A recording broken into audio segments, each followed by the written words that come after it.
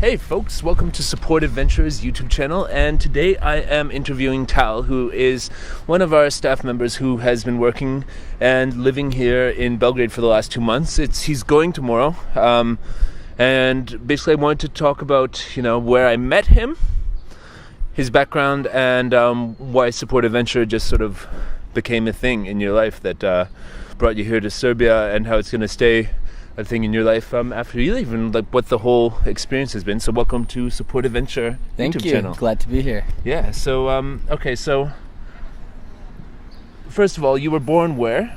Yeah, actually it's quite a story. I was born in Israel, but my family is from the Soviet Union, specifically today Belarus and Moldova, but culturally we're Russian, and I lived in Canada the majority of my life, so kind of a cultural mix altogether. And so how did you become location independent? How did you start traveling? How old are you now? Yeah, I'm 23. 23, okay, great. And how long have you been traveling? I've been traveling on and off for the past 4.5 years, but even before that, it all started when I was 17, and I took a solo trip to Barcelona. The story in a nutshell was that I went to Israel to help my family with setting something up, and I had 3 months in Israel, but I got quite bored there, and I found a really cheap flight to Europe. Yeah. And I decided I was kind of bored and alone in Israel. Because from Toronto, it's like I was always when I was living there, it was always like, okay, well, it's about $700 or $800 to fly to London, and same price to go to Calgary. I think I'm going to choose Europe. So I always went to. So you went to Barcelona, and how did your life change? My life changed like this in an instant, because the minute that I was there, I realized when I look back from the day I was born until that moment that I was in Europe for the first time, that was the best moment of my life. I was at the peak because I was meeting new people, new cultures, new food, new smells.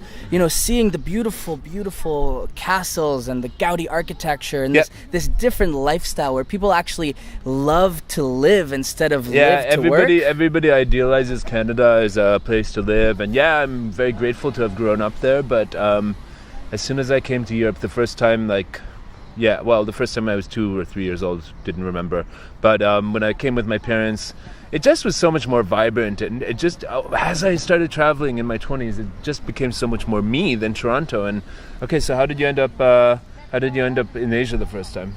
Yeah, so I've been traveling a bit through Europe, and I loved it. I really, really did, until the point where I wanted more of a culture shock. I found it interesting, I found it great, but I also found it somewhat familiar after a while, after about 2 years. So I decided and winters, right? Yeah, definitely. So I decided to go to China. I was 18 and a half, I think, and I found a cheap flight from Vancouver to Shanghai. So I thought, great, I'll see Vancouver. We need a reason to go there because it's quite expensive to go there. So this was my reason to see Vancouver, and then kind of see Asia. And see China was my first experience there. And that was definitely the culture shock that I wanted, in terms of seeing how the people live, seeing the kind of, the towns and the cities, and even the toilets were culture shock in its own. And the bum gun and all that stuff. China was interesting. It definitely ignited my spark to see more of Asia, and it led me afterwards to Malaysia and Singapore and Vietnam and Thailand and Japan and a lot of other places. I've fallen in love with Southeast Asia over the last couple of years. So that's where I met you for the first time. So what was it? It was like the Facebook group Chiang Mai Digital Nomads. I sort of posted there or something like that. One of those Facebook groups about Chiang Mai, and you wrote, and I invited you for a meeting, and we started talking, and it sounded like, well, this guy is exactly the type of global citizen, international person that Support Adventure thrives with. But it sounded like you were going to India. You needed a few months to sort of like sort out, do what you were doing. But I planted a seed in your mind, like, hey man, what about coming to Belgrade, Serbia, where I'm based, in April? I'm going to be in Colombia. I was in Colombia before that. I was in, Canary Islands. I was all over the place. And I was like, but meet me in Belgrade in the spring, and I'll find you some work to do for my company. And I had a feeling that you might, but I didn't expect anything. And then you messaged me actually when I was on my way back from, it was actually, we basically made the deal. I was in New York City on my way back to fly to Europe I was flying to New York City to Vienna that night, and you're just like, yeah, I'm coming on April 1st, and it wasn't a joke, and then you came here. So I was telling you that this is a incredibly affordable and vibrant city where you could come and have great friends really quickly, that people speak English, that it's super livable, convenient, friendly, easy to navigate. Was I lying to you? You were not lying at all. It's definitely that. You know, the thing is, when we met, you said that you felt like I was in the honeymoon phase of my travel. And, you know, although I was a seasoned traveler at that point, it definitely was a beginning of a new chapter, and I felt like there was more that I wanted to see for sure. But that seed of Belgrade has been planted, and I remember specifically you said that Belgrade is the Chiang Mai of Europe, and that's what sparked my mind, my interest really. And after a couple more months in Asia, in India specifically, and then wanting something more familiar, more comfortable, more, let's say, European, where something it's just kind of like plug and play. Like what I mean is like the fact that you have like a couple neighborhoods, Jochel where you can walk back and forth, and you know, pretty much live your life as a pedestrian. With tons of convenient, good food options everywhere. Just an atmosphere of welcoming people, and just, you know, pure lifestyle, good lifestyle, nice people, good food, interesting conversations. And so that's would you say it is the like Chiang Mai more so than places like Budapest? Or I'd say everything you said is definitely true. I really, really do love Belgrade for that reason. You know, you come here and it takes a couple of weeks. I think it took me really a month and a half to really uncover layer by layer what Belgrade really is, because you see it from the first impression and you don't really understand it. There's so much different influences and architectural styles and people and this and that. But the more you realize it, the more you realize that people here are their truth selves. You know, they're not trying to show a facade or try to be something. And I think just the history of the place made people really resilient. And today you see this energy that you can't explain. A lot of people like to compare it to what Berlin was 20 years ago. I don't know if that's true or not, but there's definitely this feeling that I understand that's really hard to define. It's hard to put like a meeting point of cultures of the world, like in a completely different way than Toronto is, in a completely different way than, you know, anything I've seen in Asia. It's like, this is like where civilized, nice, safe, clean Europe shifts into this rest of the world, this wild Mediterranean, Middle Eastern culture. It's like this is where the Germanized lifestyle slams into something completely different, and it's like an important world capital, actually. Yeah, definitely. With a small town vibe as well. It's interesting. Cosmopolitan small town vibe almost. Yeah.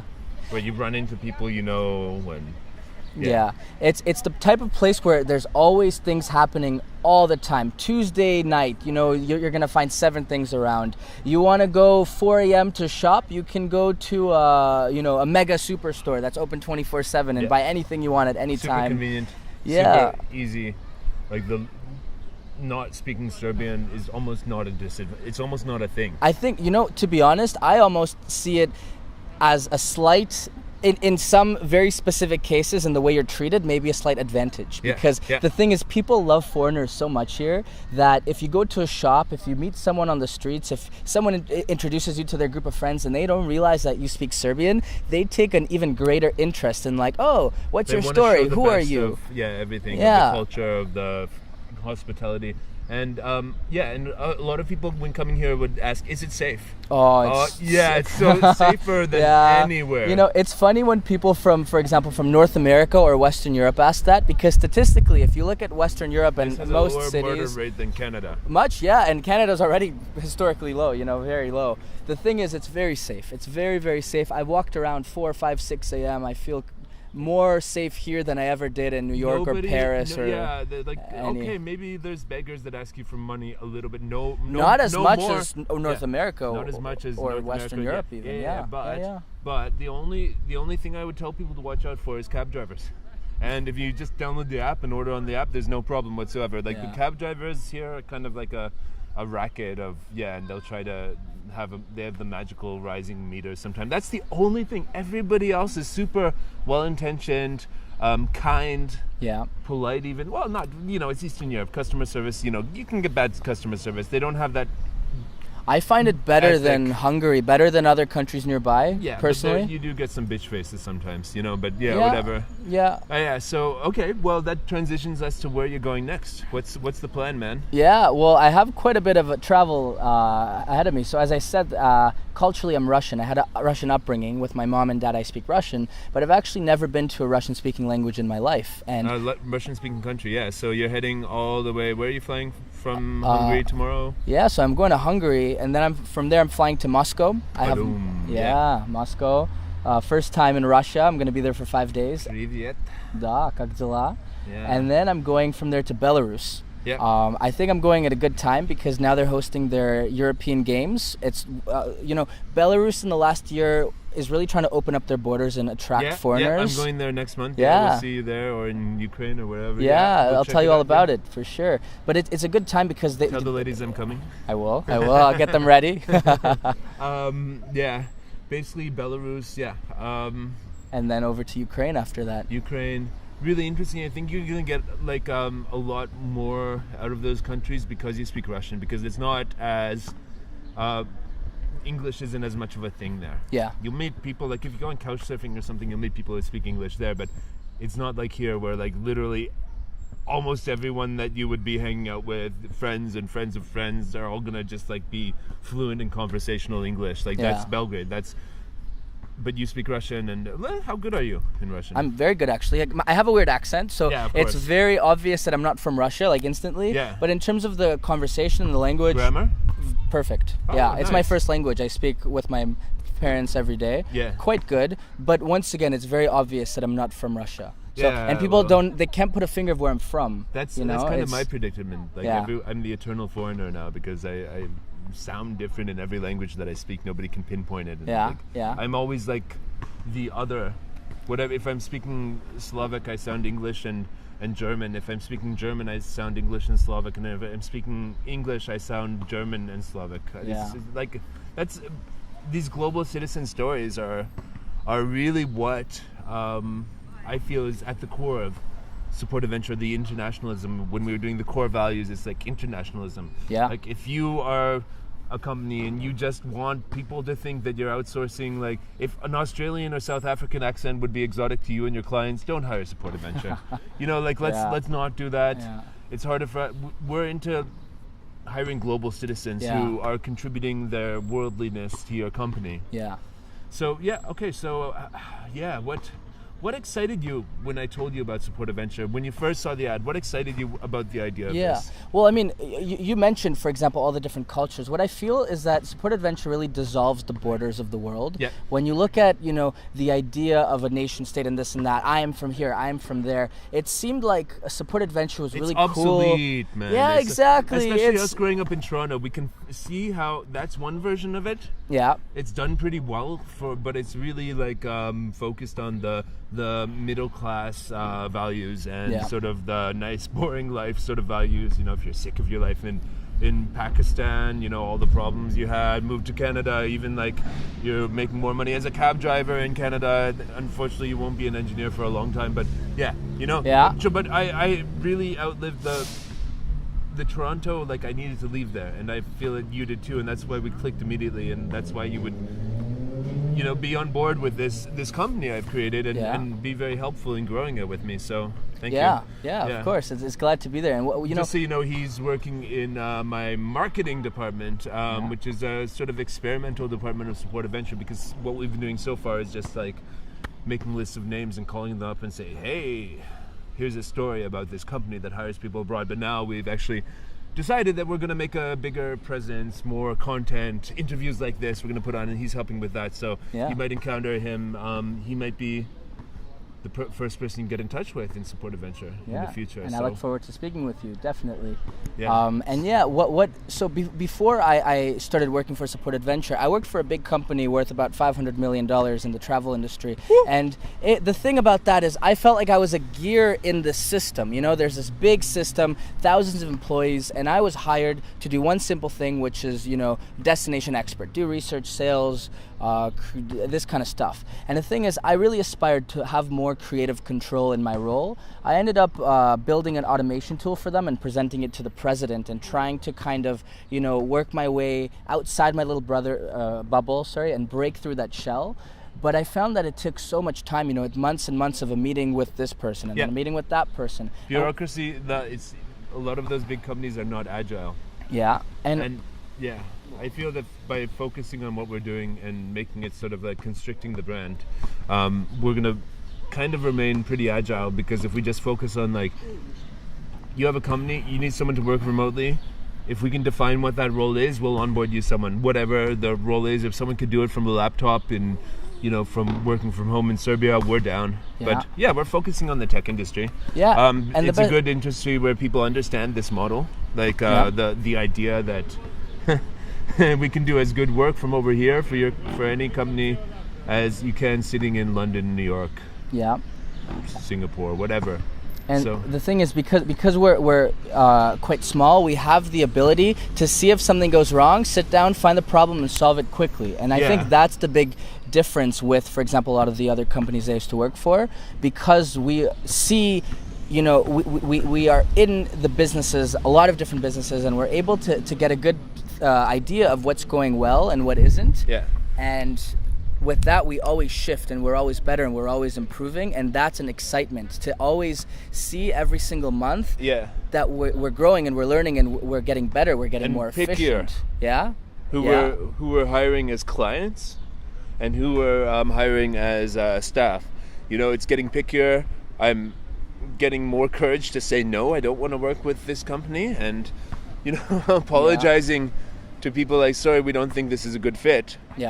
I mean, it's like, it's a two-way relationship. A company needs to be ready to really have a culture that supports remote working from abroad, and needs to be open-minded. And at the same time, we also, would there like to work. There has to be compatible personality traits, even, and values, core values, style of communicating, like doing business. It can be like really, I'm really feeling that we're getting a much smoother type of company now that's moving on, that they're much more evolved in their values as we evolve our values. We're drawing in those companies and formulas relate. We're onboarding a company from New York today, and right from the first sales call, then we reached out to this guy, Ryan.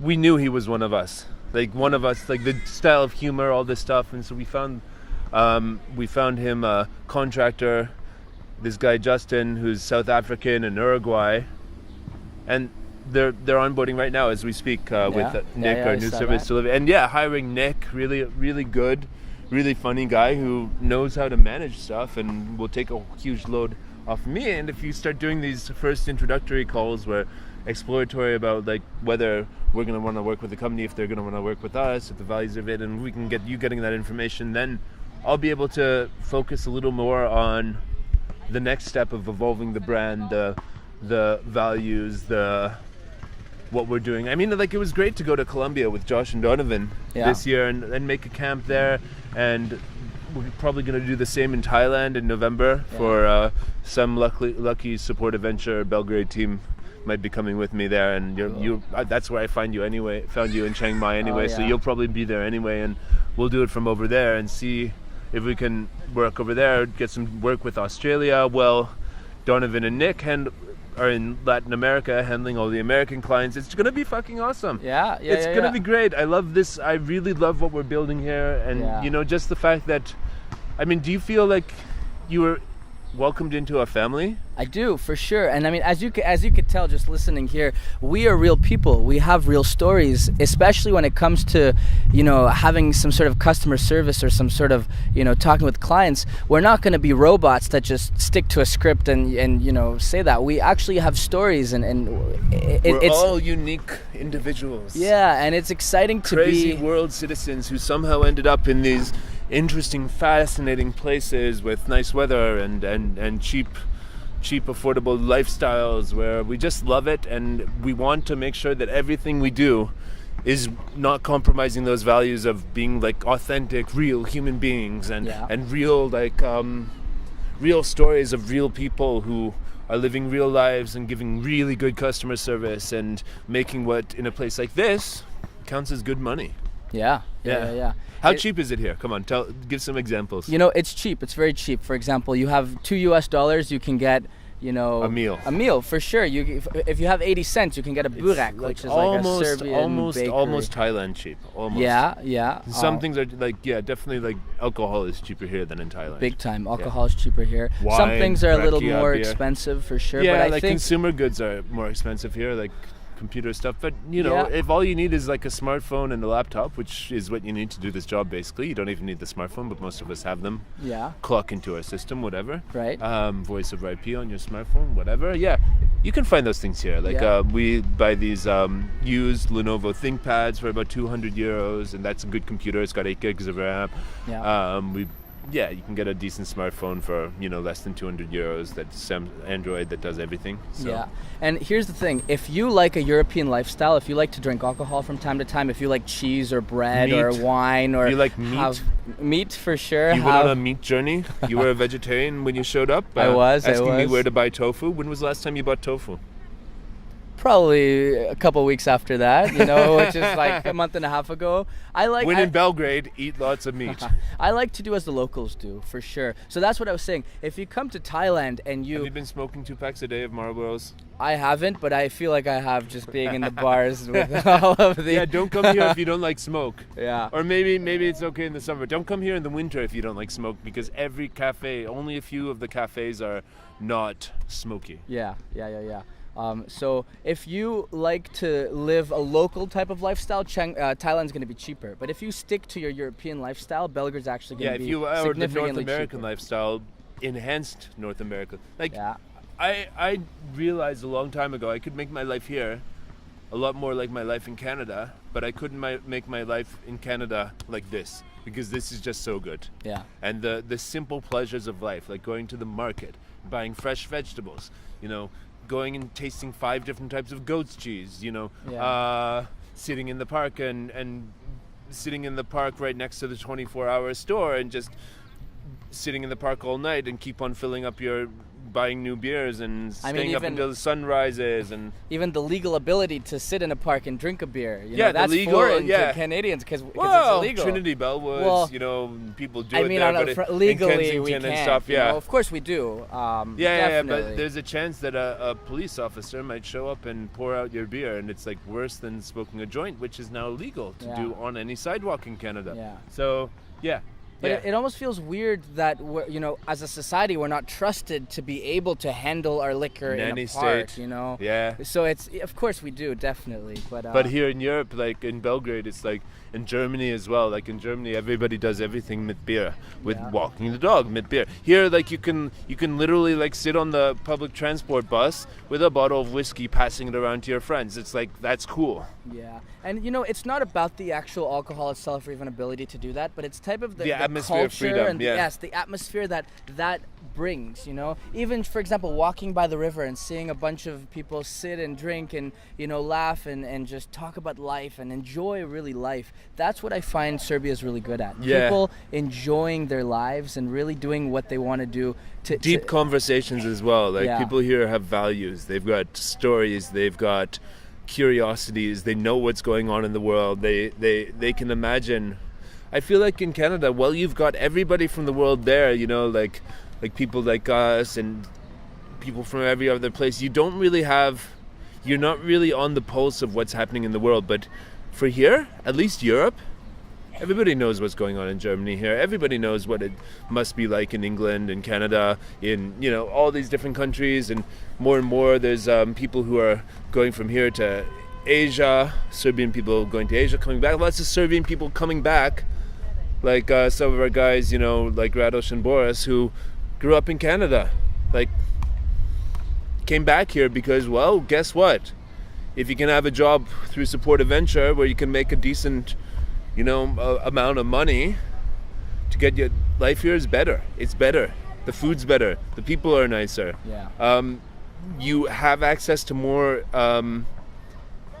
not just wealth, but the feeling of, affordability of going out, and you don't have to watch it. You don't have to like penny pinch like in Canada. You never know, like you could like go out and spend $200. Like that's why they had rakia bar from here that sold rakia. They went out of business. Why? Because they were charging $9 Canadian like for a shot of rakia or something. And it's like it's just so expensive. Like New York, like Toronto, like I go to these places and I'm shocked at how expensive they are. And I have friends who came from England yesterday, and they said like, yeah, now if you have a job in England, you're making 2,000, 3,000 pounds, and that's barely enough to do anything. Maybe you can take like an EasyJet holiday and stay in a hostel somewhere for like it just the wages aren't really, like, at least in England, like the wages are not going up, but the cost of living is going up. You know, we're now in London, we're now past £5 a beer. We're now, so it's the same thing as in Canada, $9 beers. Like, give me a fucking break. I want 170 dinar beers. And that's Belgrade, support a venture, gives you access to that lifestyle. That's my mission. I want to do this. The values are getting stronger. The people we're more of it, you know, like on Saturday for the birthday party, third year of Support Adventure, third birthday. You know, we've got like 14 people there, like who are, you know, bouncing through Belgrade, here temporarily, here longer term, whatever. 14 people, and you feel like even if you haven't met one of the people before, you know that since they've been brought in by me, since they've come into our world, you're going to get along with them as a person.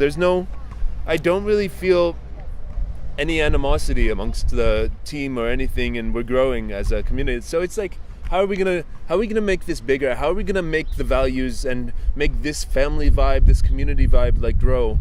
Like, if we're going to like 45 people by the end of the year, and then maybe next year, who knows, 200 it could be. How are we gonna keep it like that? Well, I think it's gonna be by making videos like this and sharing the values of the business and having real conversations as part of the Support Adventure team, like just like real conversations on video. And this, like, just like my Belgrade Beat YouTube channel has become a hub for you know, my sort of thing locally. I think we can make this channel, Support Adventure, a sort of business card or source of central information for, like, this is what we are, this is what we stand for, this is where we're at, these are the stories, this is Support Adventure, the expat outsourcing company. And we're growing this.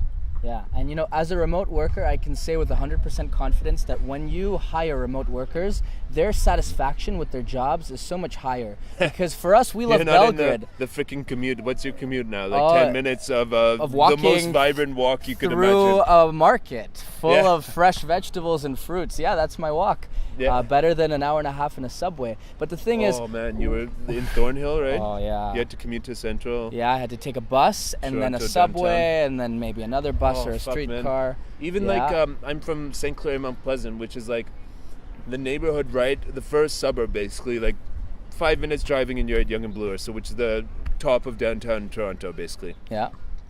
I know from you people from out there, like where I live is already downtown, but it used to be called Uptown. Anyways, Yonge and Eglinton, you know, St. Clair. St. Clair was Midtown, or Bloor was Midtown, and then Eglinton was Uptown. Anyways. Commute. So even I was looking, and from this neighborhood of Toronto, of Belgrade, I'm 15 minutes walk from the main square, Trg Republika, the Republic Square, and there's just so many rich little cafes and bars and everything. And even though I grew up in the nicest neighborhood of Toronto, like literally where people dream of living in this sort of place. When you make it, other people when you make it, you live there. Exactly. And even lots of people now, Toronto's like, even like people who make it are now buying houses at like Eglinton and Dufferin and stuff, and that's now a super gentrified neighborhood. And I'm from like the most classic like Anglo-Saxon old money rich neighborhood, and the 15-minute walk to the subway at St. Clair and Yonge,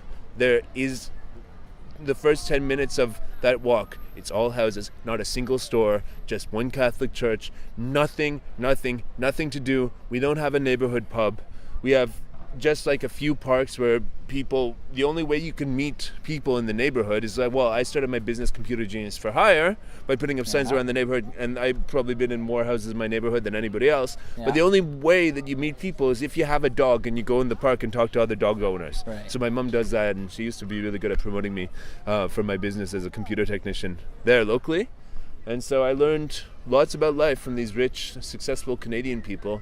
and I learned lots about life from my family from Central Europe, my German Slovak family, and the end result is making this business that's taking these good parts of the Anglo-Saxon culture, the good honorable business values, the being easy to work with, paying people on time. Yeah. With a lot of these companies that are located. Canada is good for business, but I didn't find it that good for pleasure. And Belgrade is great for pleasure, but it's not that good for business unless you want to do work with, a company like Support Adventure and just be based here and remote into your job in London or New York. Yeah. So that's pretty much the vision we're building. I hope that by watching this video, you've learned a lot more about me, the company, Tal, and all of this stuff. So like when you talk to us, if you're interested, you know a bit about us already. Yeah. So thanks a lot for watching, guys. Anything else you wanted to add? No, but I want to say that I look forward to speaking with you. And you're leaving tonight. I am leaving tonight, but I will be back. We're super sad that you're leaving, man. I know. I'm sad to go. Too soon. You already you were coming for 1 month initially. You extended I did 2 months, and it's just like you're feeling like you're just getting started. So yeah, and if I wouldn't have the commitments that I had, I'd stay here longer. Well, yeah, you got to check out your roots, man. You got to check out Russian Europe. Yeah. You got to check out Belarus, Ukraine, all these places. Yeah. I don't think you're gonna like it as much as here, but yeah, I would love it if you did. If suddenly we were like opening up a chapter or like a community or whatever you call it, a network of people in Kiev or something. I would love that, but I still feel this is gonna be the place. You're gonna be back here because it's just so great, and then it's going to be good until about October, and then we're going to Thailand, man. Yeah.